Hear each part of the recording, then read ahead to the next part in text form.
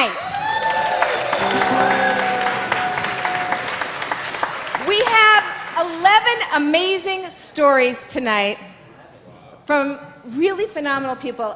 You just don't hear these stories over the eggplant thing and that kichel thing, whatever we serve over there. You have to come to an evening like this to really hear about people's lives, and the stories are phenomenal. They'll make you cry, they'll make you laugh, they will not make you bored. Before we even get started, I want to start with some thank yous. Cheryl, with all due respect, I'm going to start with Tim. Tim McNerney, you have transformed this place, this Berenson Hall, into a place that you can actually see and hear people. Tim, give it up for Tim.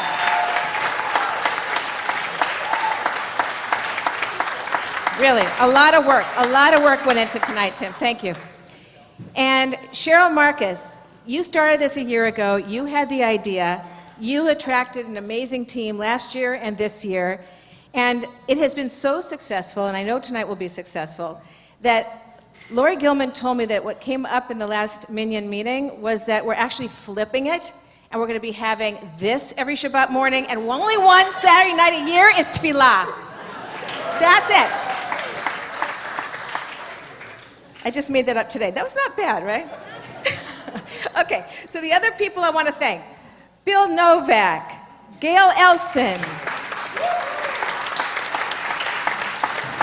Julia Gilbert, Claudette Miriam and Yonatan Beta Haron, Aviva Bach, Dan Bricklin, Rachel Calicow, Lori Kahn, Michael Gilbert, Elkin for the wine order, Dan Kane, Rich Abrahams, David Small, all the dessert makers. I didn't know that we could actually bring in our own food here. That's actually new to me, so that's kind of cool. Let's see. All the people, where have I been? That, we'll talk about that later. All the people that help us set up and clean up, and Lori Gilman, and Tanya, and Arthur, and Andy Klausner, Hebrew College. Cheryl, did I forget anybody? This is it. Okay, good. Let me tell you about the rules. The rules are serious. I'm not even kidding. There are 2 exits here, emergency exits. We always have to know them. There's one. The other one is by the statues in the back. We got to keep the aisles clear. Here's one, green tape over here, and the others are kind of meandering there.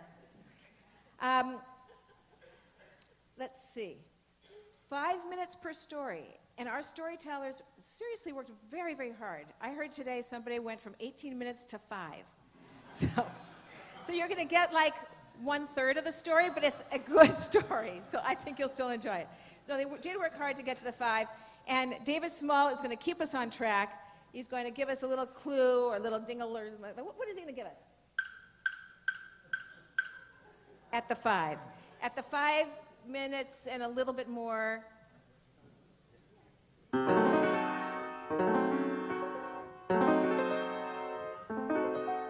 And if it gets over that, what happens, David?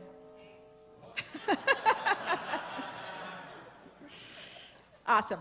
The other rule about tonight's storytellers is no notes. This is like the Moth Storyteller Night. There are no notes. These folks memorize their story. The story has to be true.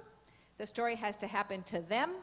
It has to involve R-E in somewhere in that story. It's up to you to figure out where that is. Here's the flow. We're going to have 6 stories.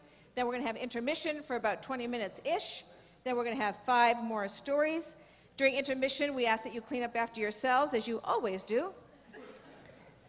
In between stories, I'm going to announce the next person who's going to come up as I thank the previous person. We're going to do like we did last time. We're going to play, Bill's going to play some great tunes. You're going to guess what it is. You're going to start singing. You're going to dance on top of the tables, things like that. We're also going to do this amazing crossword puzzle. We actually asked Will Shorts to come up with this crossword puzzle. He couldn't, but he asked us to ask his assistant, who happens to be Gail Elson. Who knew? Who knew? So that's the story with that. Okay, so I'm going to kick this off with a story of my own. So here's the story. It's 1981. I'm living in Los Angeles, and I happen to be at Shabbat lunch with Rabbi Chaim Seidler-Feller, who's the UCLA rabbi. And he is talking about this course that he's teaching at UCLA Hillel on Talmud, and somebody who comes to his class happens to be Barbara Streisand. And everybody around the table that's there with me knows, like, I'm nuts for Barbara Streisand. I have memorized Hello Dolly. I've memorized Funny Girl. Thank you.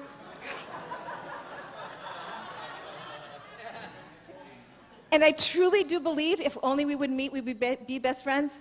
So I say to Chaim, would it be okay if I just came once, just to sit in the class? For some stupid reason, he says, sure.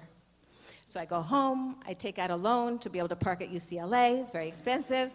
And then I'm saying to myself, you know, I'm not in the class. Like, it's sort of stupid for me to sit in a Talmud class with like 5 people just to gawk at her, it's gonna be obvious.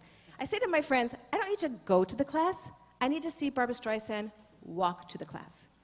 So I go to the second floor, I sit where she's going to be, and I wait. There's nobody on the second floor but me. It's just me. And I wait.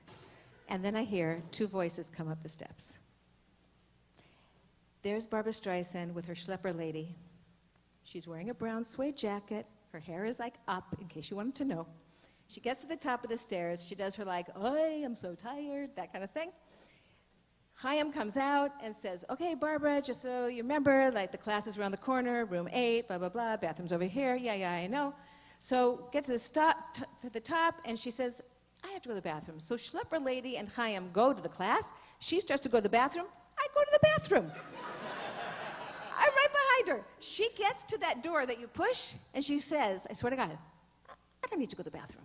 And she zips to the right. I like fall into the bathroom.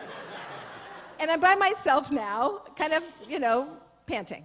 So fast forward 5 years, I'm on the beach in LA with a friend who's in the industry. And her friend is a publicist for Barbara Streisand. And she tells me that Barbara is like a pain in the neck because she's so paranoid and she always thinks people are stalking her. So I was going to write her an apology letter. I've been so busy. If any of you know her, please tell her I'm sorry.